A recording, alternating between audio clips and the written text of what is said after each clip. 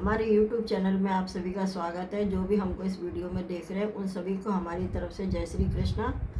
आज हम पढ़ेंगे श्रीमद् भागवत गीता और इसमें 18 अध्याय होते हैं। तो डेली हम एक अध्याय का महात्म सहित वीडियो बनाएंगे, तो आप ज़रूर उस वीडियो को देखिए, फिर हमारे चैनल को सब्सक्राइब कीजिए। आत्मने नमः। श्रीमद् भागवत गीता अब शुरू होती है। हे प्रभु, गीता के उच्चारण करने मात्र से जीव तुम्हारे पूर्ण ब्रह्मा रूप को प्राप्त करता है। हे प्रभु, मैं आपकी शरण में हूँ। किशोरदास और कृष्णदास दो दीन गरीब हैं। आप संतों की विनय को मान लेते हैं।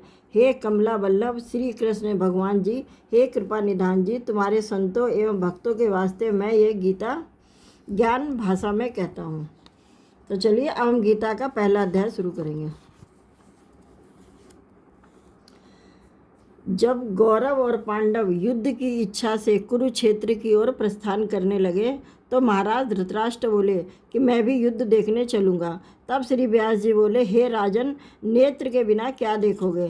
राजा धृतराष्ट्र बोले, देखूंगा नहीं तो श्रवण तो करूँगा। व्यास जी बोले, इसके लिए युद्ध में जाने की क्या आवश्यकता है? राजन, तेरा सारथी संजय कुरुक्षेत्र में युद्ध संबंधी जो कुछ भी कौतिक होंगे यहीं बैठे सुनाएगा। व्यास जी के मुख से ऐसी बात सुनकर संजय बड़ा विस्मित हुआ और बोला, भगवान, मैं भला यहाँ हस्तिनापुर में बैठा कुरुक्षेत्र में होने वाले युद्ध का वर्णन किस प्रकार कर सकता हूँ?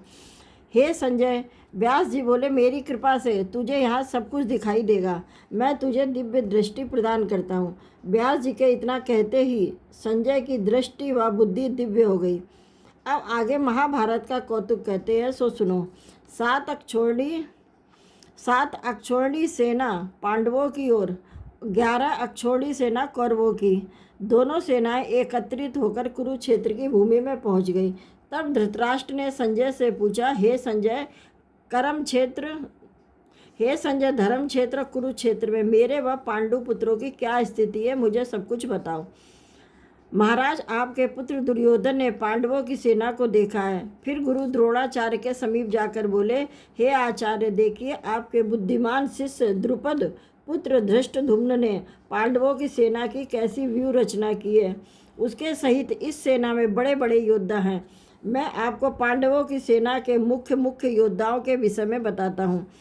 इस सेना में धनुर्धर अर्जुन, युद्ध विद्या में निपुण भीम, राजा युयुधान, राजा विराट, महारथी राजा द्रुपद, धृष्टकेतु, चेकितान, महाबली काशीराज, पुरुजित, कुंती भोज, नरश्रेष्ठ सैव्य, सुभद्रा पुत्र अभिमन्यु व द्रौपदी के 5 पुत्र, ये सभी महारथी हैं। हे ब्राह्मण श्रेष्ठ, अब मैं आपको अपनी सेना के योद्धाओं के विषय में बताता हूँ। मेरी सेना में एक तो आप स्वयं हैं, दूसरे भीष्म पितामह हैं, मेरा मित्र महाबली कर्ण है, गुरु कृपाचार्य है, अश्वत्थामा है जो युद्ध करने में बड़े प्रवीण व चतुर हैं, उनके अतिरिक्त विकर्ण है तथा सोमदत्त का पुत्र भूरिश्रवा है। हे गुरुदेव, इनके अतिरिक्त और भी बहुत से योद्धा हैं जो मेरे लिए अपने जीवन का मोह त्याग चुके हैं।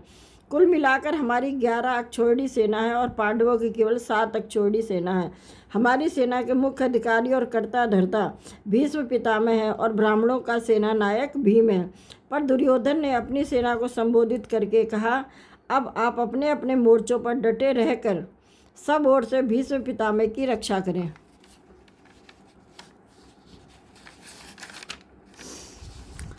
दुर्योधन के ऐसे वचन सुनकर भीष्म पितामह ने अपना प्रतापवान शंख बजाया। इसी के साथ दुर्योधन की पूरी सेना ने हर्षनाद किया।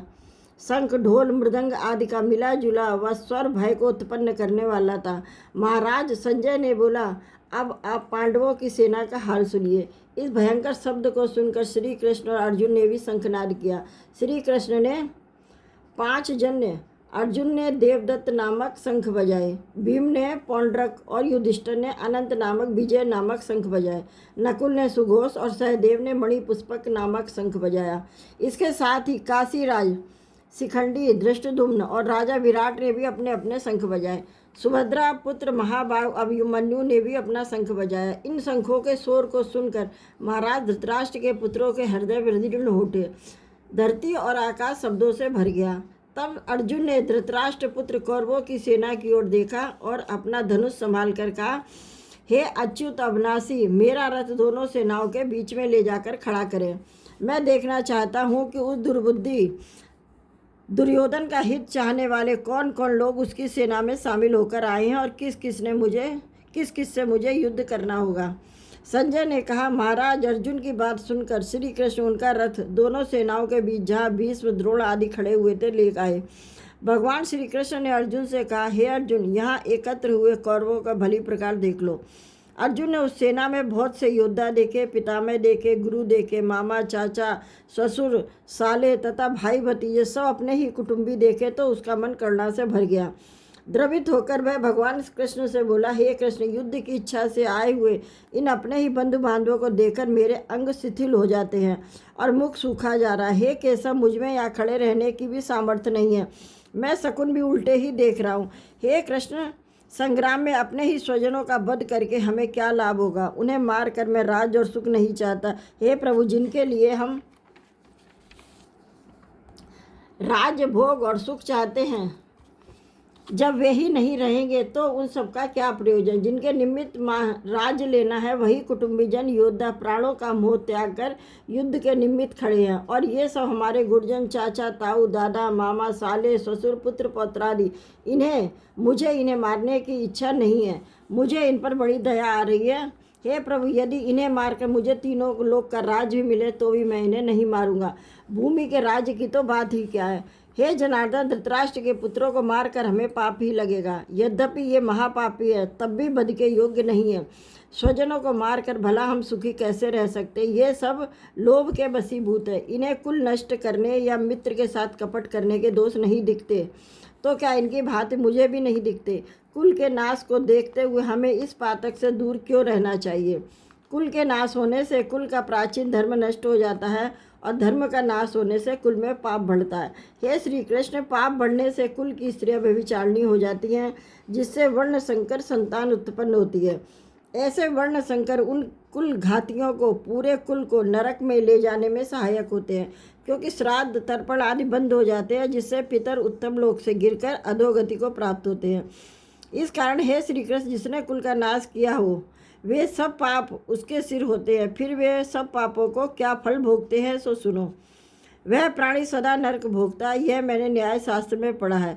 अर्जुन बहुत अधिक पछताने लगा, फिर सिर पर हाथ फेर कर बोला, हाँ, देखो भाई, देखो मैं कैसा पाप करने जा रहा हूँ। राज सुख भोगने के लिए अपने ही हाथों अपने कुल का नाश करने जा रहा हूँ, मगर अब मैं हाथों में शस्त्र न पकड़ूंगा। धृतराष्ट्र के पुत्र आदि यदि मुझ पर शस्त्रहीन पर प्रहार भी करेंगे तो इससे भी मेरा कल्याण ही होगा।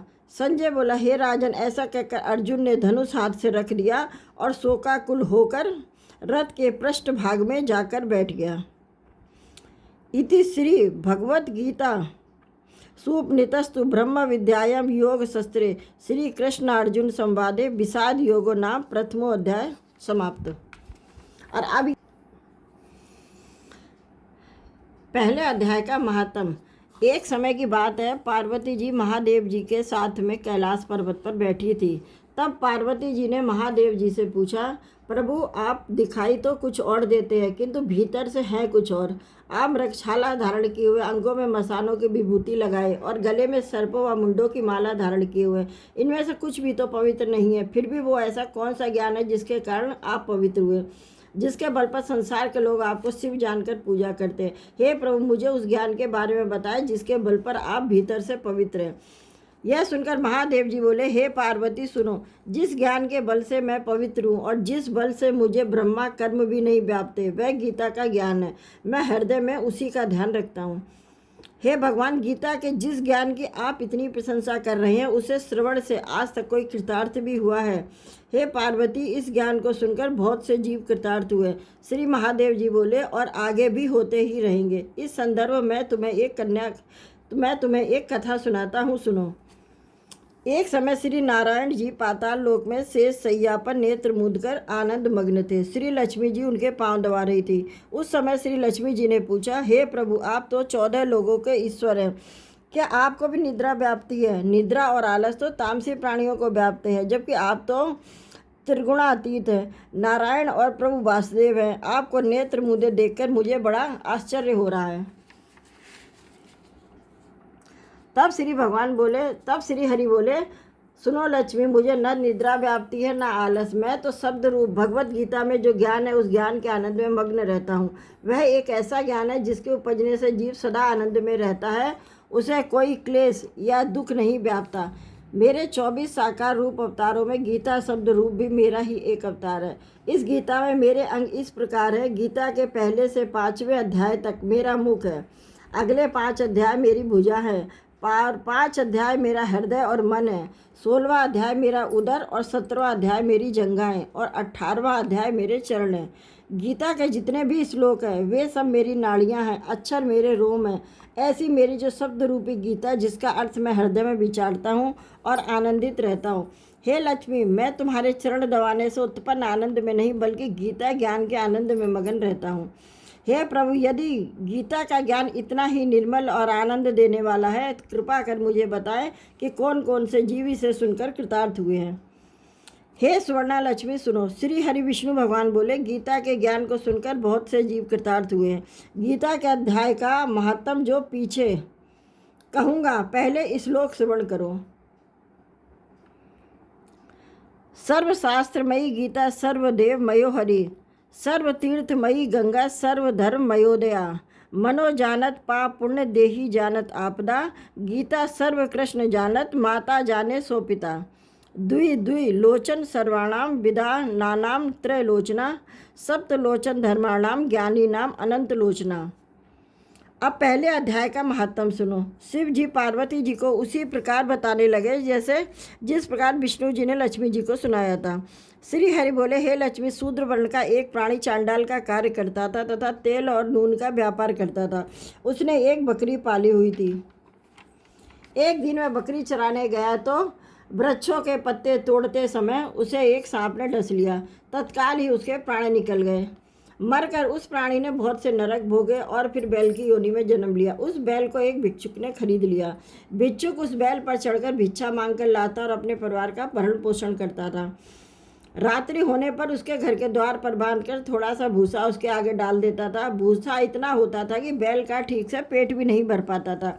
इस प्रकार कई दिन गुजर गए। एक दिन भूख का मारा वह बैल रास्ते में गिर पड़ा।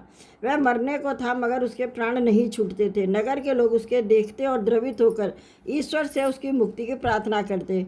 कोई उसे अपने तीर्थ का फल दे रहा है, कोई व्रत उपवास का, मगर बैल के प्राण नहीं छूट रहे थे।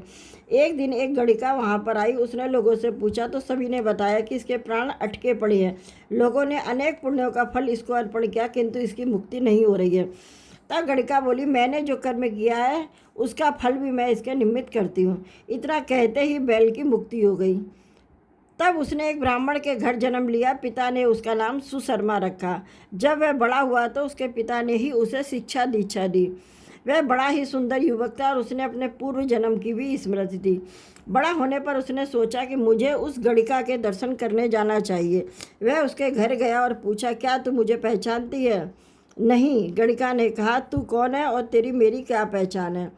मैं विप्र हूँ। विप्र कहता है, तू विप्र और मैं वैश्या। मैं वही बैल हूँ जिसे तूने अपना पुण्य दिया था। तेरे पुण्य के कारण मैं बैल की योनि से छूटकर विप्र योनि को प्राप्त हुआ। मैं उस पुण्य के विषय में जानना चाहता हूँ जो तूने मेरे निमित्त किया था। हे विप्र, गणिका ने कहा, अपनी जानकारी में तो मैंने कोई पुण्य नहीं किया है। हाँ, मेरे घर में एक तोता है। वह सुबह सवेरे कुछ पढ़ता है, वही मैं सुनती हूँ और उसी का फल मैंने तेरे निमित्त कर दिया। तब विप्र ने उस तोते से पूछा, हे तोते, तू सवेरे सवेरे क्या पढ़ता है? तोते ने कहा, मैं पिछले जन्म में विप्र का पुत्र था। तब पिता ने मुझे गीता के पहले अध्याय का पाठ सिखाया था। एक दिन मैंने अपने गुरु की निंदा की, जिस कारण गुरु ने मुझे श्राप दिया। उस श्राप से मैं तोता हुआ। एक दिन उस बहेलिये ने मुझे पकड़ कर ले गया और ब्राह्मण के हाथों बेच दिया। वह ब्राह्मण अपने पुत्र को नित्य गीता जी का प्रथम अध्याय पढ़ाया करता था। उसी से मैंने ये पाठ सीख लिया। फिर एक दिन उस ब्राह्मण के घर एक चोर आया और वहाँ धन आदि न पाकर मेरा पिंजरा ही उठा लाया। वह चोर इस गणिका का मित्र था। इसने मुझे उसे सौंप दिया। सो मैं नित्य प्रति गीता जी के पहले अध्याय का पाठ करता हूँ और यह सुनती है, मगर यह नहीं जानती कि मैं क्या पढ़ता हूँ। इसने उसी पाठ का फल तेरे निमित्त किया था। तब विप्र युवक ने कहा, हे तोते, तू भी विप्र, मेरे आशीर्वाद से तेरा कल्याण हो। हे लक्ष्मी, उसके इतना कहते ही उस तोते की मुक्ति हो गई। उस गणिका ने भी उस क्षण से भले कर्म ग्रहण किए। वह नित्य प्रति स्नान करती और गीता जी के पहले अध्याय का पाठ करती। इसी कारण क्या ब्राह्मण, क्या क्षत्रिय, क्या शूद्र, सभी उस वैश्या की पूजा करने लगे। हे लक्ष्मी, श्री विष्णु भगवान बोले, जो अनजाने में भी गीता का प्रथम अध्याय श्रवण करे उसे भी मुक्ति मिलेगी। और इसका क्या फल कहूँ, इसका फल तो अतुल है। यह मैंने तुमसे गीता के प्रथम अध्याय का महात्म कहा। बोलो सच्चिदानंद भगवान की जय।